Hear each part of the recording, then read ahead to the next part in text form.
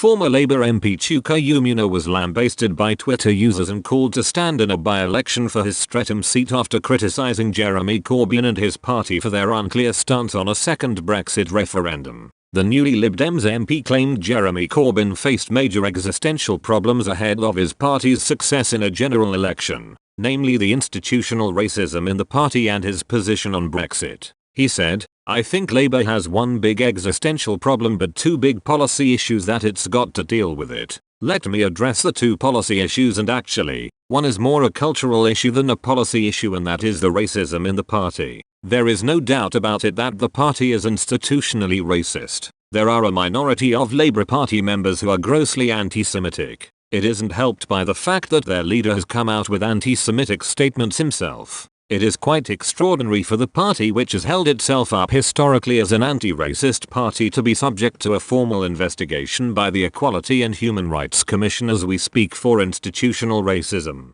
So that is one big problem, and I don't think you can lay the blame at the feet of the advisors. The ultimate responsibility for what's playing out does lie with the leader. The tone is set for the top," he added. And, of course, the other big issue is Brexit. And the problem that Jeremy Corbyn faces, it's not a problem really for him. He has long advocated for leaving the European Union for decades, as has the Shadow Chancellor John McDonnell. But even if he were now to whip his MPs or to support a people's vote on the Brexit deal or remaining in the European Union, not all of them would abide by the whip. There are at least 25 Labour MPs who say they would not follow that instruction or that policy. And, in fact, you had one of them, Stephen Kinnock, yesterday saying that actually, Jeremy Corbyn should order his MPs to support Theresa May's disastrous deal. So you've got a Brexiteer leading the party, but even if he turned around and decided he wanted a people's vote to remain in the EU, he wouldn't be able to whip his MPs to do that.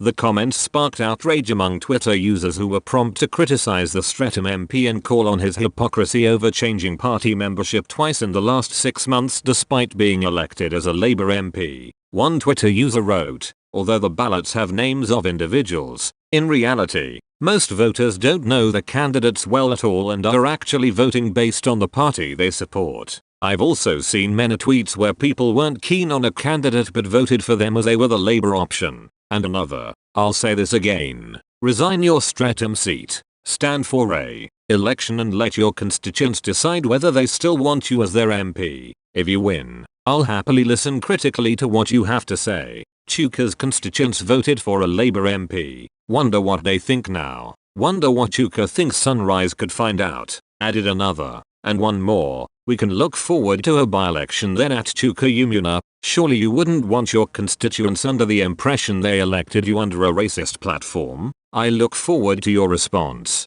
The backlash comes amid disagreements within the Labour shadow cabinet after Shadow Chancellor John McDonnell said he would vote to stay in the EU in another referendum and would want to campaign for Remain. He told the BBC's Andrew Marshall on Sunday that Jeremy Corbyn was consulting trade unions and there would be further shadow cabinet discussions to decide the party's stance. He said, "I actually think he is doing the right thing. Everything about Jeremy is about building consensus, and I think on this issue you need to bring people with you. Jeremy and I go back 40 years. We're the closest of friends. We've minded each other's back throughout that period. Yes, we'll disagree on things, and then we'll come to an agreement.